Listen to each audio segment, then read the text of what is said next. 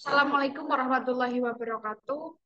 Perkenalkan, kami dari kelompok Merger ingin mempresentasikan hasil penelitian kami, yaitu berjudulkan Analisis Pengaruh Merger pada Perusahaan Studi Kasus PT Telkom Indonesia, Tbk, dan Indihome.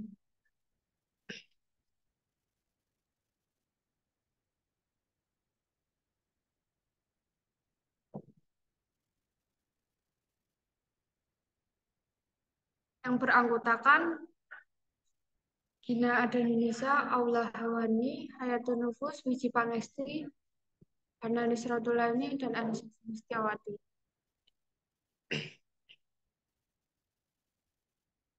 Yang dilatar belakangi PT Telkom yaitu sebagai salah satu perusahaan telekomunikasi Indonesia besar.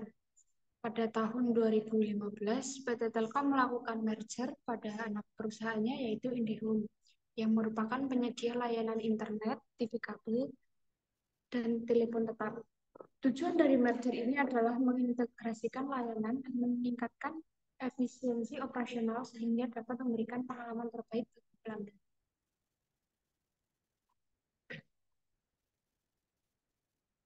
Masalah yang pertama yaitu mengetahui bagaimana tak berwujud merek IndiHome milik PT Telkom Indonesia. Yang kedua, bagaimana prestasi keuangan PT Telkom sesudah merger. Yang ketiga, bagaimana strategi lingkungan eksternal yang dilakukan PT Telkom. Yang keempat, bagaimana komunikasi pemasaran digital di Indonesia dan Telkomsel setelah melakukan merger. Yang kelima, bagaimana strategi pemasaran produk itu PT Telkom. Yang keenam, bagaimana efek spin-off merger pada saham PT Telkom. Selanjutnya akan dijelaskan oleh Gina.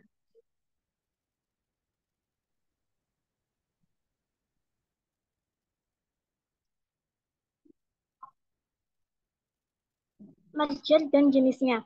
Menurut Weston and Copeland, merger adalah penggabungan dua atau lebih perusahaan yang relatif seimbang, di mana salah satu perusahaan menyerap perusahaan lain dan perusahaan yang diserap menghilang.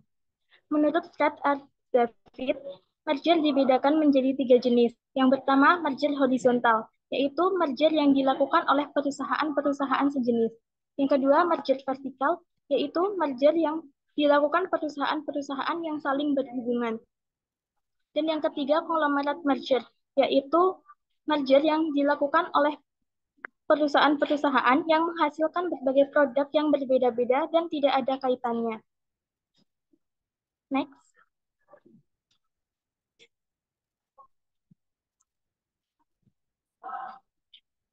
Sekilas tentang PT Telkom Indonesia. PT Telkom Indonesia Tbk adalah badan usaha milik negara yang beroperasi di Indonesia dengan menyediakan layanan jaringan telekomunikasi serta teknologi informasi dan komunikasi atau TIK. Pemerintah Republik Indonesia memegang 52,09% saham Telkom dengan saham publik 47,91%. Saham Telkom disebut dengan kode TLKM di Bursa Efek Indonesia dan TLK di Bursa Efek New York. Selanjutnya akan dijelaskan oleh teman saya, Aula Hawani. Aset tak berwujud merek IndiHome milik PT Telkom Indonesia. Informasi yang dikumpulkan oleh peneliti menunjukkan bahwa nilai rencana transaksi merger adalah sebesar 58,3 triliun. Sedangkan nilai pasar yang dihasilkan peneliti adalah sebesar 45,12 triliun. Nilai transaksi IndiHome sebenarnya lebih dari setengah dari ekuitas PT Telkom Indonesia Tbk sebagai pemilik merek. Prestasi keuangan PT Telkom sesudah merger. Menurut analisis dari artikel yang ada, merger yang dilakukan PT Telkom memiliki dampak signifikan terhadap kinerja keuangan perusahaan. Meski demikian, terjadi penurunan likuiditas serta peningkatan profitabilitas setelah merger.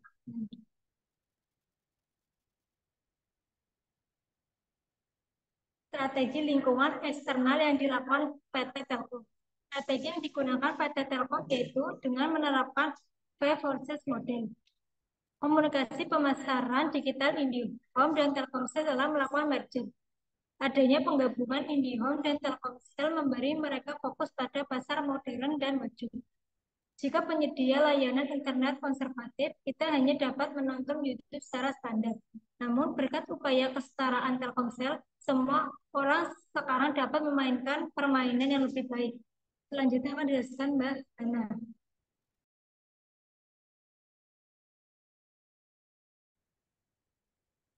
Baiklah, selanjutnya saya akan menjelaskan mengenai strategi pemasaran produk IndiHome pada PT Telkom. Strategi pemasaran produk IndiHome PT Telkom mempunyai 4 strategi, yaitu yang pertama strategi SO atau Strength and Opportunities.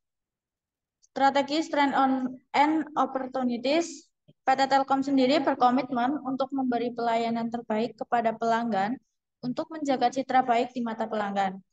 PT Telkom juga melakukan inovasi dan mengeksplorasi lebih banyak lagi fitur dan variasi yang tersedia untuk produk IndiHome. Yang kedua, ada strategi Strength and Traits atau ST. Pada PT Telkom menawarkan hal-hal yang baru, yang menarik dan menjanjikan dengan menyediakan kualitas layanan dan fitur baru yang menarik.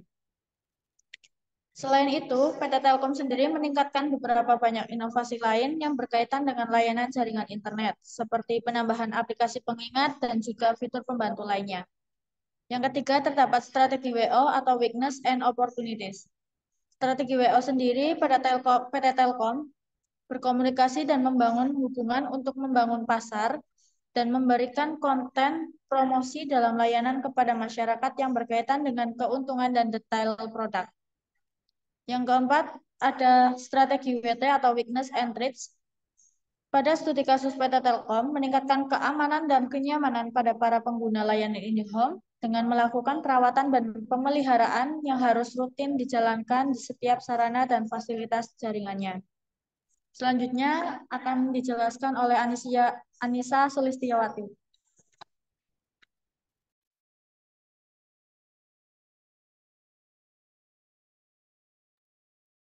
Efek spin-off dan merger pada saham PT Telkom.